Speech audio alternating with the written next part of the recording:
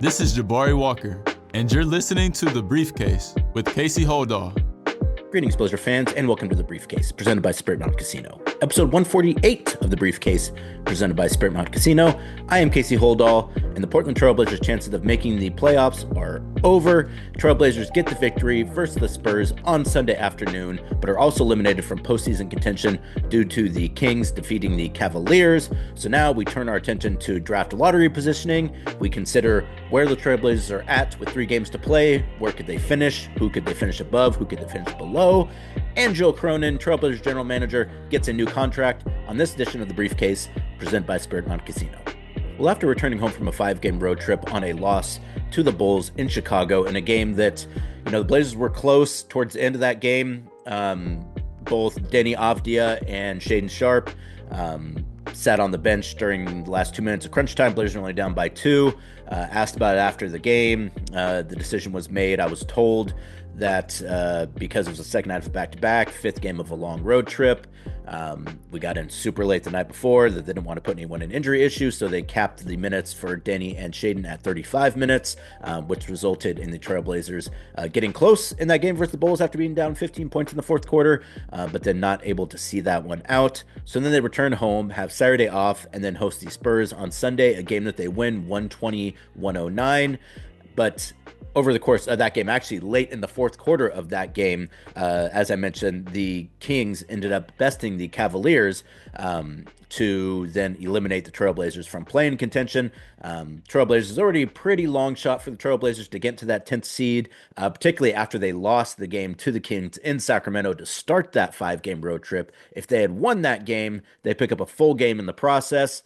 And then potentially, if they were able to win the games versus the Hawks, which they did end up winning that game, if they end up winning the game versus the Bulls, which if they were closer, maybe they stretch some minutes out there. I don't know. But either way, they were eliminated from making the play-in over the course of the game versus the Spurs, even though they did end up winning that game, as I mentioned, 120-109. First game back from a 5-game road trip. The Blazers, they have 3 games remaining now, so that was their fourth to last game, and got them to 35-44 with the victory, and 21-18 at home this season. With that win, it ensures that the Blazers will have a winning record at Moda Center this season, which it's a small thing, but at least they've won more games than they've lost at home this season, which, as I often talk about, you at least want to do right by the fans. And when you're winning more than half your games at home, you're at least doing fairly well by your fans, or at least you're trying to at least. But as I mentioned, despite that, when the Blazers were eliminated, Blazers led by as much as 17 points in the third quarter. Fourth quarter, the Spurs do end up rallying to get within, I believe, 2 with 2 minutes to play. And the Spurs still playing, Chris Paul and Devin Vassell and Harrison Barnes. So they're still playing kind of like a decent starting lineup. Their secondary rotations get pretty loose, as the Trailblazers do at this point as well. But, still they're not playing. Like they're giving their regular starting lineup minutes right now. I think they're doing just enough what they need to do in order to make sure that they end up losing those games. But it was still they're still playing guys who I think other teams would have sat by now. So kudos to the folks in San Antonio for that. As I mentioned, Trailblazers only up by 2 with 2 minutes to play, and at that point in time, you're kind of wondering what is going to happen. But the Blazers would then close the game on a 12-3 run to finish with the 11-point victory. As I mentioned, ensuring that they would have a winning record at Moda Center this season, and but unfortunately not ensuring they would make the play-in. Again, once they lost that game to the Kings, their chance of making the play-in went down considerably. If they had won all the games on the road trip, so if they had lost to the Kings but then beat the Knicks, beat the Hawks, beat the Raptors, they beat the Hawks and the Raptors but then lost to the Bulls, maybe they have a chance to sneak into the play-in. They didn't have any of the tiebreakers, as we talked about in a recent edition of the Briefcase. So even saying there were X number of games back, there were X number of games back plus 1 because they had to actually, not end up tied with the Kings or the Mavs or the Suns. The Suns team, though, has now lost 6 straight, so their chances of making the play-in are basically toast now as well, which we'll get to here in a minute. So yeah, Trailblazers give it a valiant effort, get the win versus the Spurs, but their season, at least in terms of potentially making the play-in to then potentially make the postseason, are now over. After sitting Friday night's loss, though, due to injury, Toumani Camara returned to the court on that game on Sunday, led all scorers to 23 points, 10 rebounds, 3 assists, and a block. Shaden Sharp also had a double-double, 21 points, 10 rebounds, along with 6 assists and a steal. Delano Banton, who has been starting with both Anthony Simons out with a arm wrist thing and with Scoot Henderson out with a concussion, which at this point, I don't know if he'll be back this season. I don't know if Ant will play again this season for that matter as well. But Delano getting the start in their stead and finishing with 20.6 assists and a steal in 31 minutes. Nice game for Chris Murray off the bench. 18 points, 5 rebounds, 4 assists, and a steal in 32 minutes. Donovan McClingan, 10 points, 8 rebounds, 3 blocks, 2 steals, and Jabari Walker also with 10 points to go with 4 rebounds.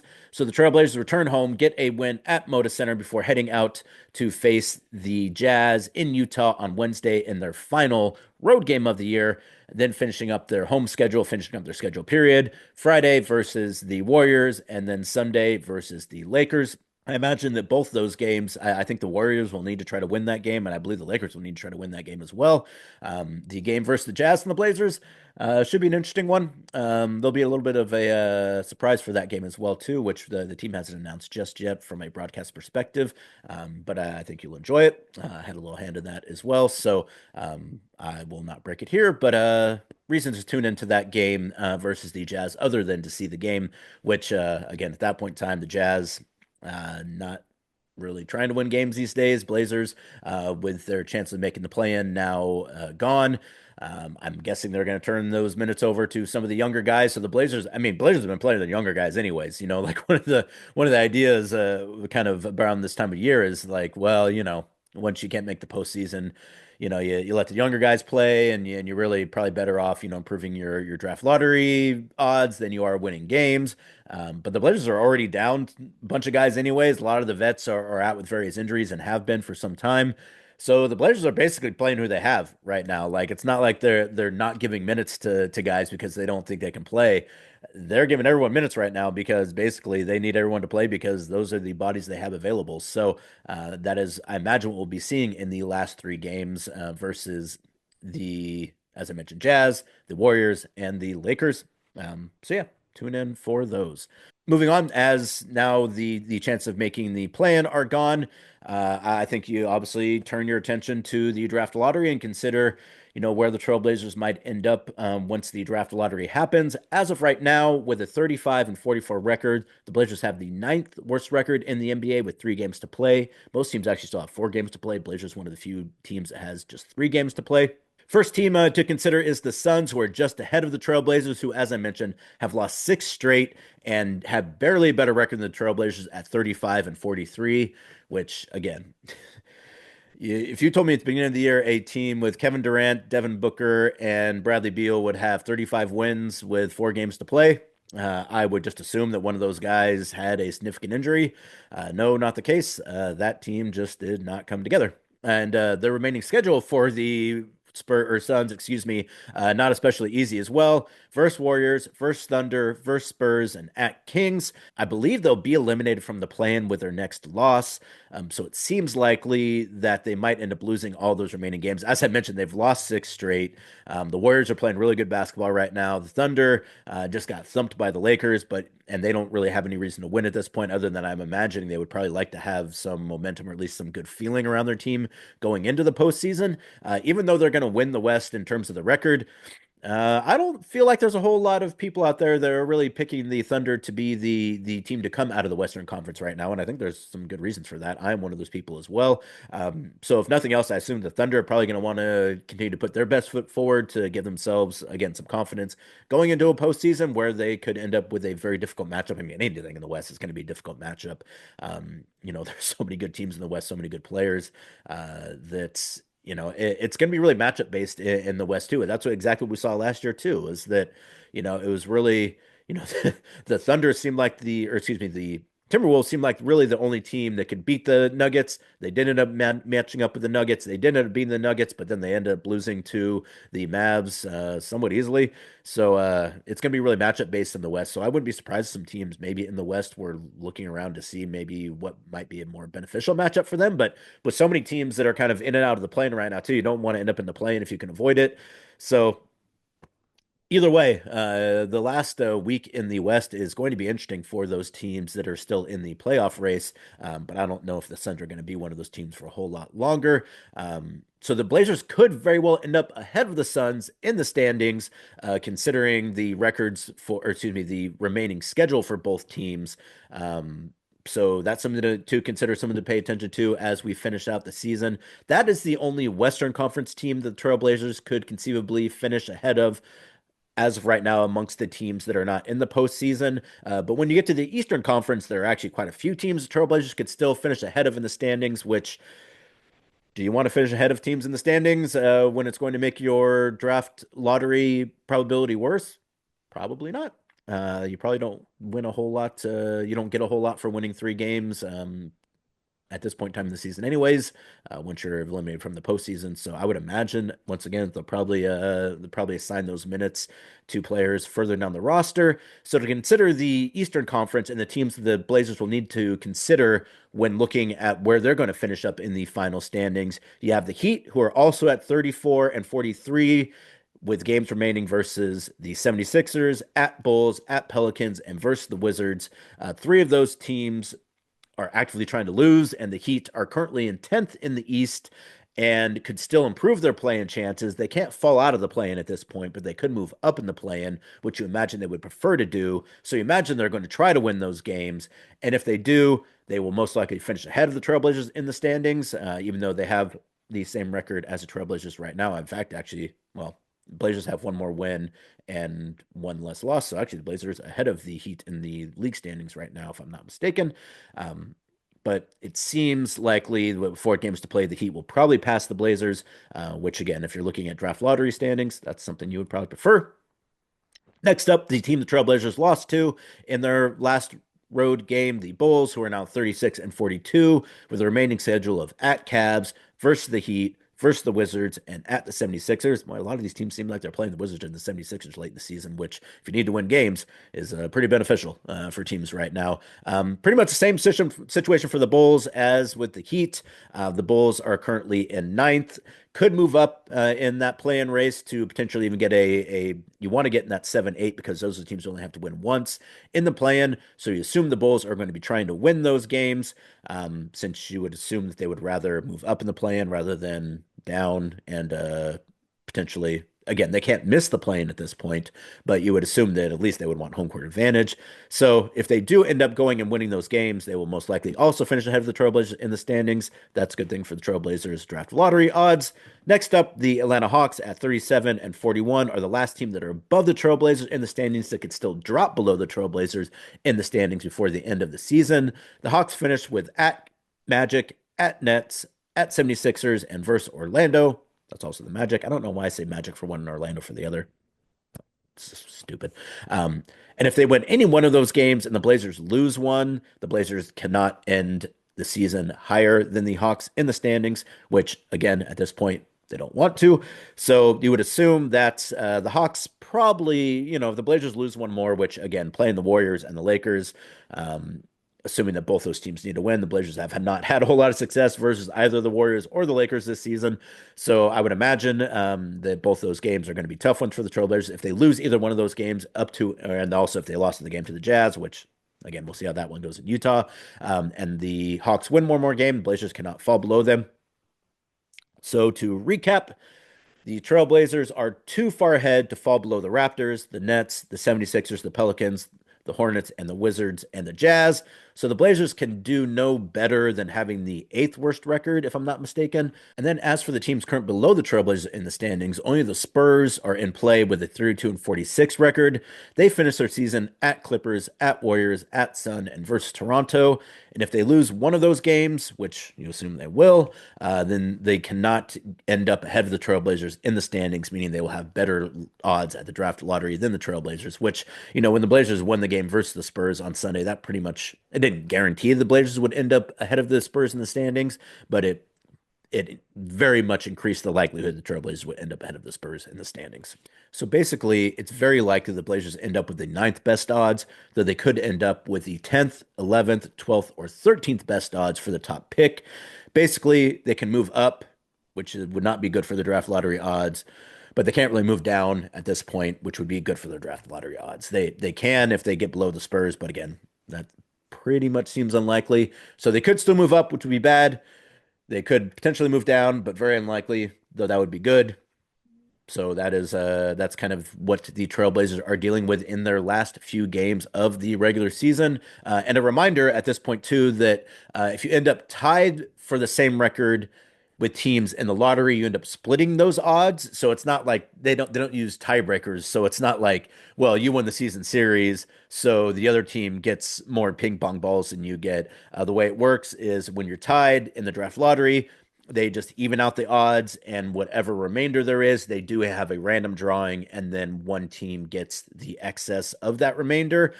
So, for example, this happened last year. The Hornets and the Blazers ended up with the same record, but the Hornets won the random drawing, so they had a 13.3% chance of getting the top pick, while the Trailblazers had a 13.2% chance of getting the top pick. So basically, it gives you one more permutation in the Hopper ping pong ball situation. So losing that coin flip, while it's not great, it doesn't really matter a whole lot anyway. So if the Blazers end up tied with other teams, you don't have to worry about tiebreakers. You don't have to worry about kind of who did what. At that point in time, they just flatten the odds, and both teams get the same amount of odds, except for one team gets it ever so slightly amount of better odds, but it's basically inconsequential at that point. So that's what Trailblazers are looking at with the last 3 games of their regular season. So finish this out. Be done on Sunday. They'll have exit interviews also on Sunday. So something to check out on trailblazers.com after that game, leading into an offseason that starts on Monday. So that was a whole lot of odds to consider. And if you're someone who loves to play the odds, head on out to Spirit Mountain Casino, which features hundreds of state-of-the-art slot games, including brand new games like Phoenix Link, whether you're into traditional slots or progressive jackpots.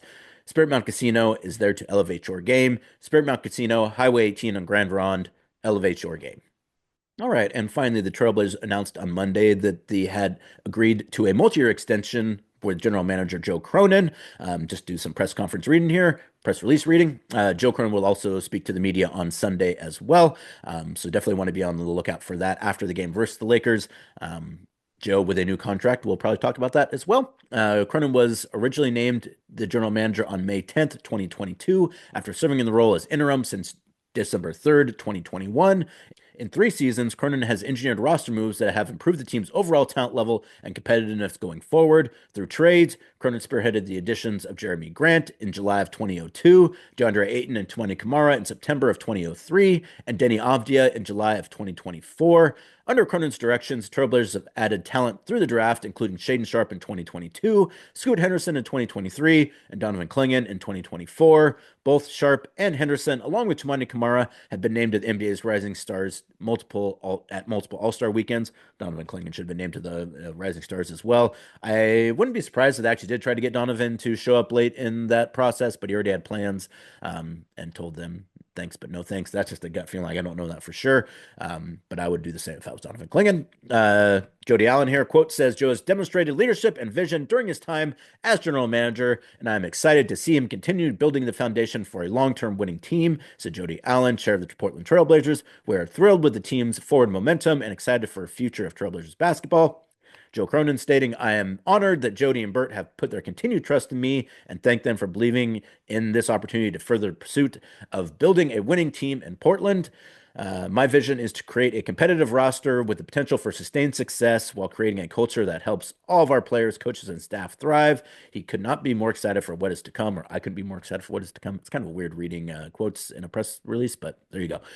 Since first joining the team as an intern, Cronin has gained experience within the organization across a variety of front office roles. Now in his 19th year of the front office, including he has built extensive knowledge of the salary cap, proven management skills, player evaluation prowess, and player contract expertise, which Cronin will now use to lead the Trailblazers going forward. Team did not give information on the number of years or the amount of dollars that Joe's extension is. Those things you can usually find out with players because everyone needs to know them for CBA purposes because, well, I don't need is probably not the right word, but those things always get out one way or another.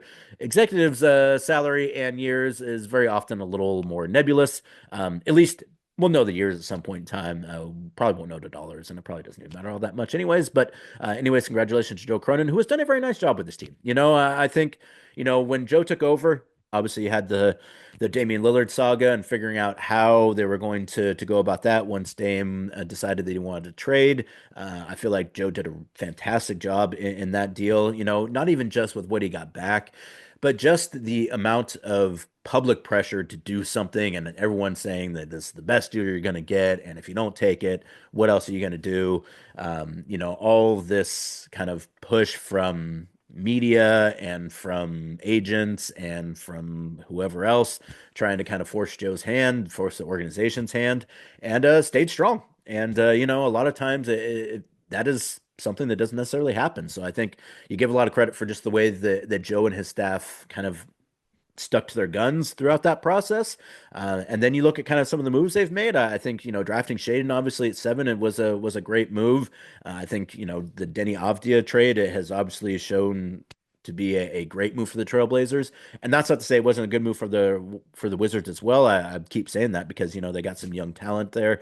I think Bud Carrington's a nice little player. So it's not like they got rooked or anything, but you really like what you've seen out of Denny this year. You make that trade 10 out of 10 times now if you're the Trailblazers, particularly having seen how good Denny is. I think you feel really good about the Donovan Clingan pickup. And then you have the assets going forward that the team got, that Joe got through the process of the Damian Lillard trade.